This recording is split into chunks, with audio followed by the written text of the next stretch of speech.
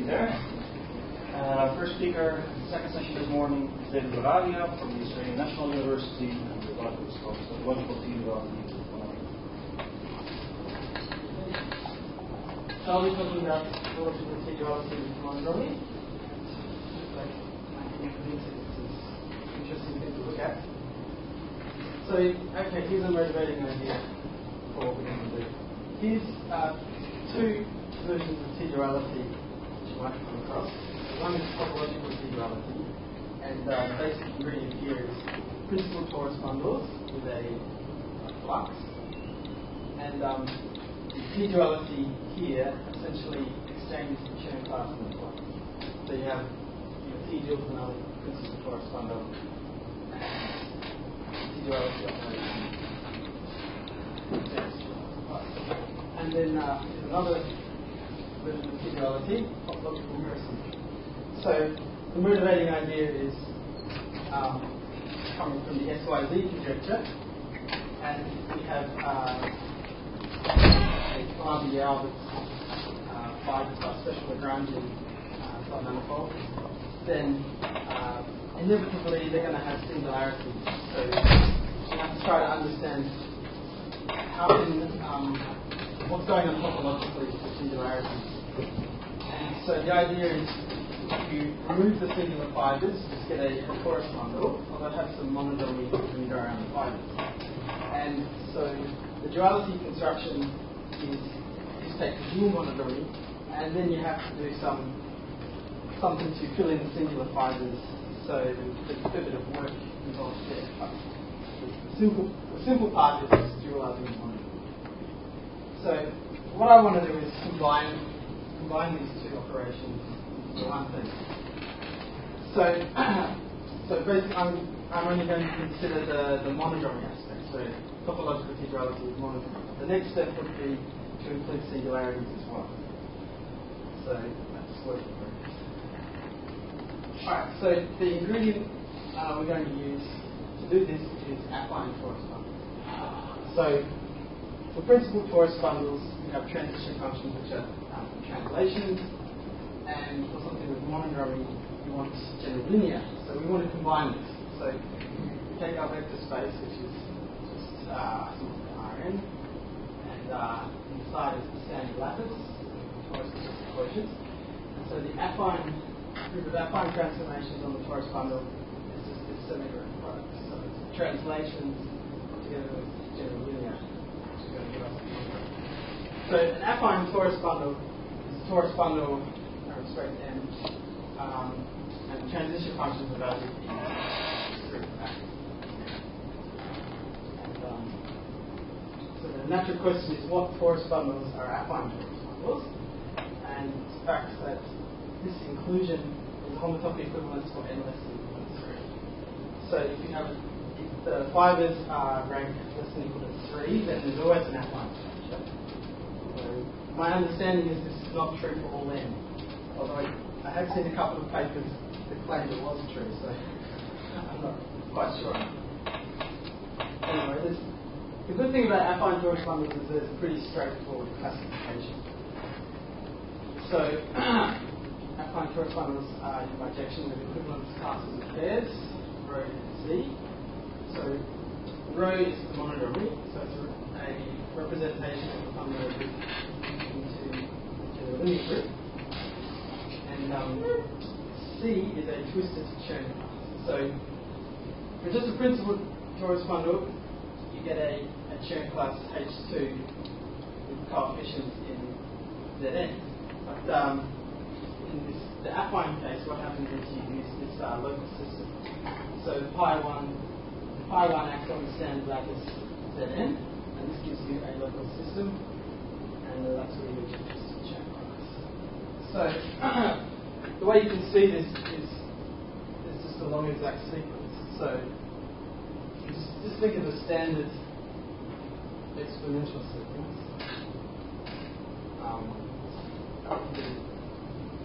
You can do it. This is just the rank 1 case. You have a standard exponential sequence, and then you take sheaf cohomology, and that's what gives you the isomorphism guys with principal circle bundles and churn class? Well, you can do a similar thing with local coefficients. So these guys get twisted by some representation. This is where your churn class. And the equivalence relation, which you mentioned earlier, the equivalence relation is essentially the action by GL and Z. So the GL and Z conjugates the monodromy, and then the corresponding isomorphism of the local coefficient groups. Alright, so first we're going to look at the rank 1 case. So we have E hat circle bundles on M. Right, so in the rank 1 case, every circle bundle has an affine structure. And then we have flux, so H hat, and H3 with integral coefficient. And GL1Z is just Z2. So the monodromy representations are really elements of H1 coefficients in Z2. And we get this usual sort of diagram. We're going to be referring to these maps occasionally, so let's try it out.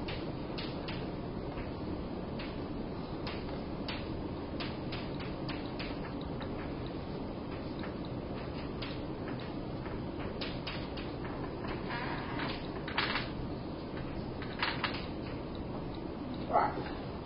So the definition of topological T-duality in this case is these two pairs are T-dual. Okay, first of all, they have dual monodromy, but since we're in the rank 1 case, and the general linear group is just set 2, it's just we call it here.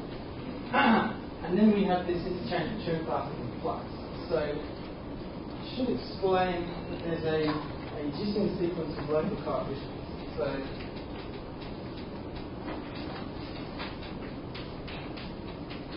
existing sequence is something like this.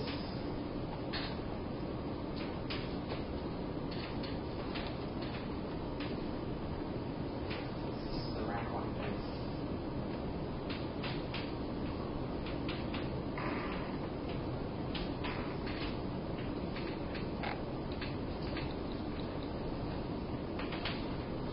So this is cap product with the twisted churn class. Oh, actually, this would be the Z. Pull back.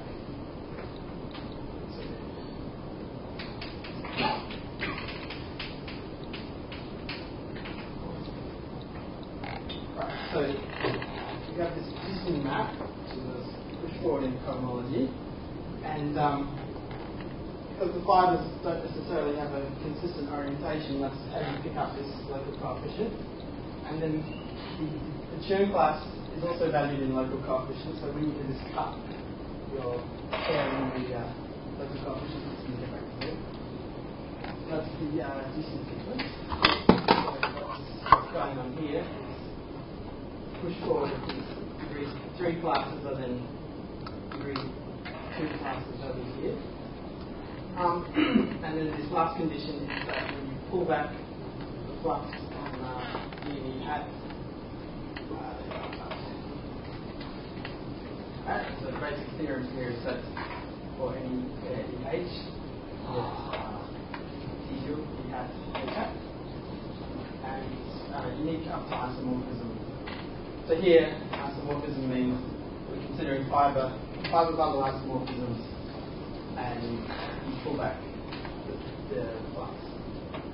So it's important to say unique up to isomorphism because fiber bundle isomorphisms of E or E hat will actually have a non-trivial effect on the cohomology. So you only get uniqueness once you factor out.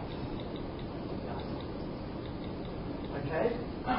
So now for the general case, we consider E and E hat, which are affine Tn bundles on H, and H and H hat three classes again.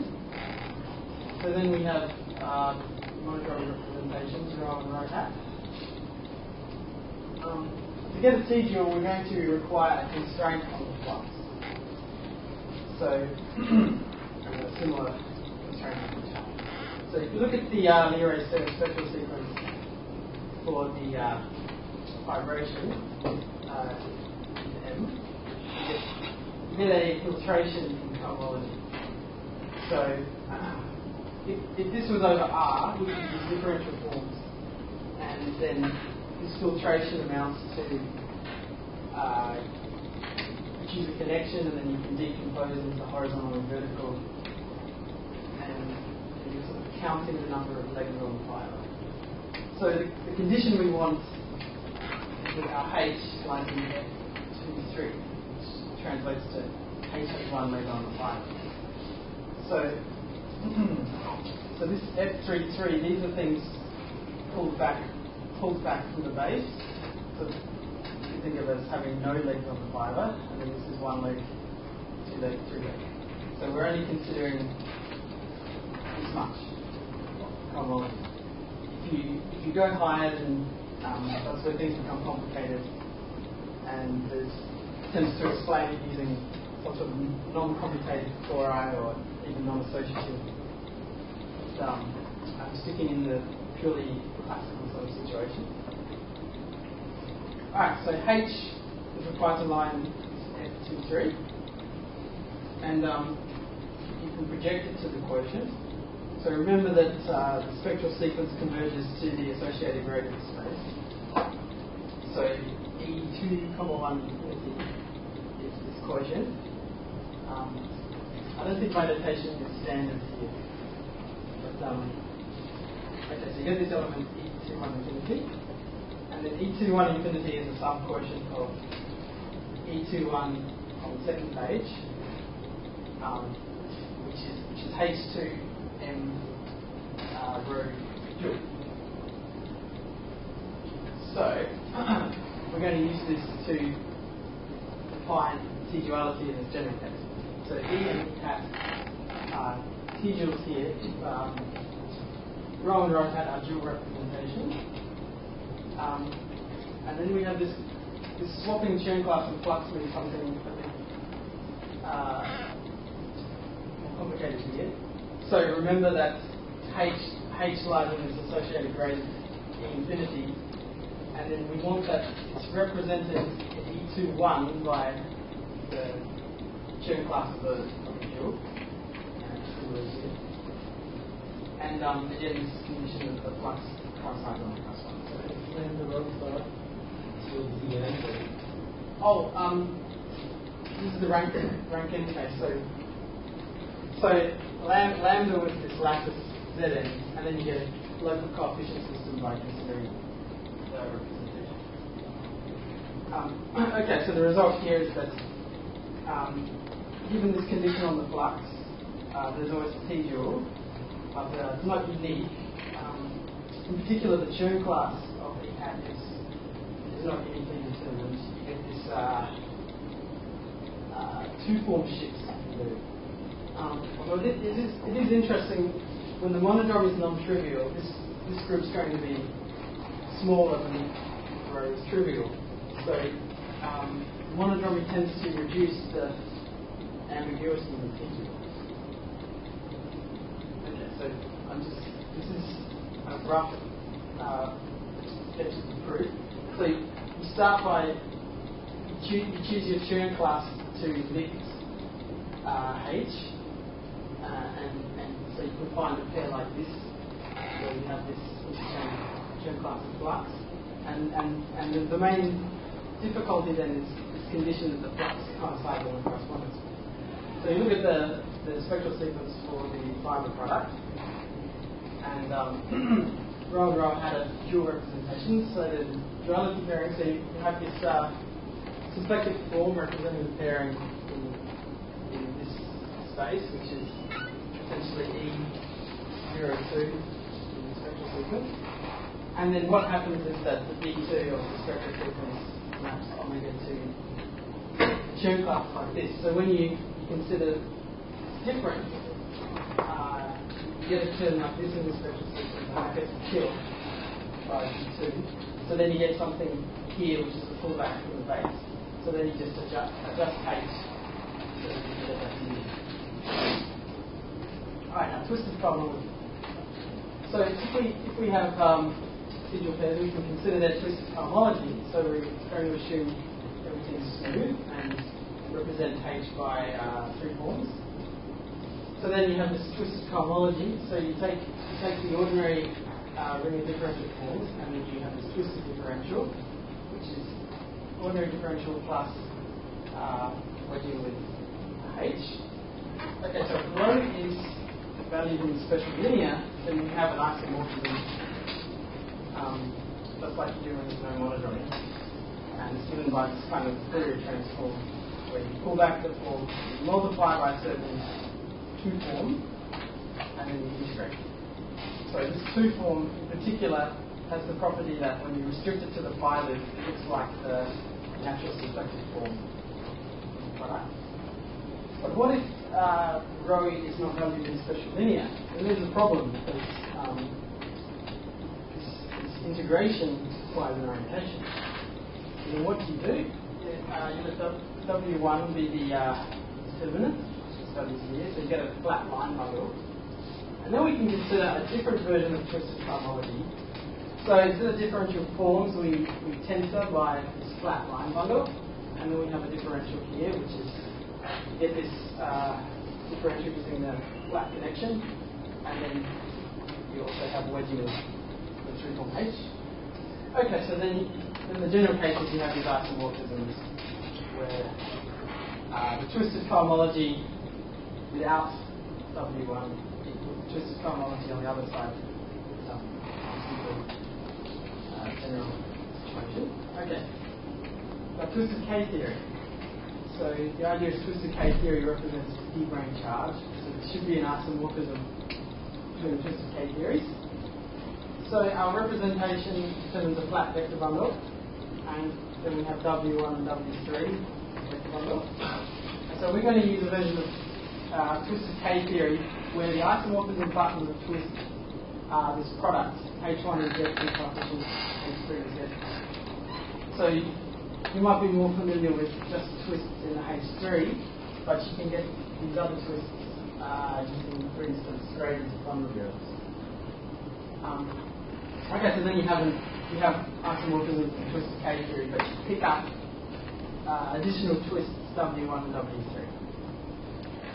Okay, but in the special case where your representation has W1 W3 trivial, which is precisely the condition that this flat vector bundle has a spin C structure, then you get this isomorphism of the twisted K theories in H. Okay, so here's the proof, and this is basically just a generalization of the proof given by Wilkinson and Schick in the T-duality paper. So you represent H and H hat as bundle curves. And you can find an isomorphism between the bundle curves such that on the fibers, this isomorphism U looks like the Poincare line. So what that means is, so you choose trivializations of H and H hat on the fibers.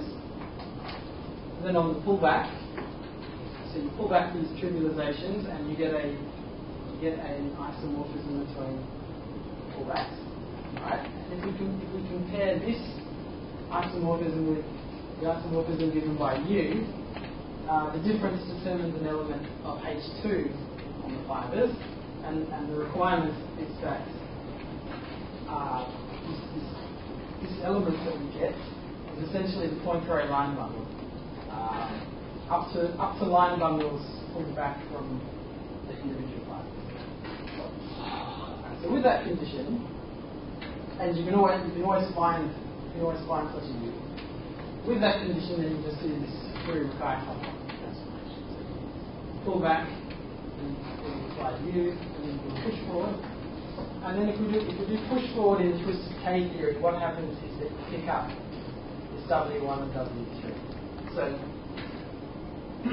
normally in K theory, to get a push forward, you're required to be spin C, which is when these vanished. Right. So if you restrict to the fibers, this transformation is essentially the Fourier-Mackay transformation in K-theory. So for this general situation with torus bundles, you can, let's say the base is compact, and then we can just use minor torus in the fiber element. Okay. So the conclusions are monodromy can be incorporated into topological T-duality in a pretty straightforward way, just using monodromy coefficient. Higher rank T-duality has the same sort of problems that it does when monodromy is not there. Although with monodromy it tends to make the T-dual less ambiguous. And the last conclusion is that we should consider DRAM cohomology and twisted K-theory with not just stage 3, but also these other twists. Okay.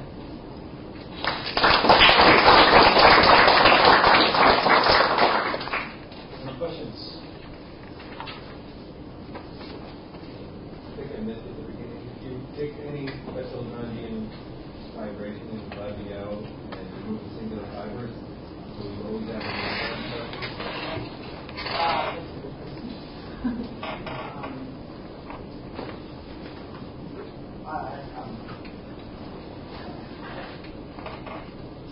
Any questions? If not, We have some good which has nothing to do with Yeah, I mean, in my paper, I look at compact surfaces, and then just consider basically, in that case, you can pretty much calculate all circles under there that are non-oriented. And then I've tried to calculate a few higher rank ones, and I got some partial results. But it's interesting though that you can calculate some K-theory groups using T-duality. So you can even have like just an ordinary K-theory group, and you can calculate it by calculating the twisted K-theory on the T-dual. So yeah, that's interesting. You can use T-duality. okay, let's complete the talk.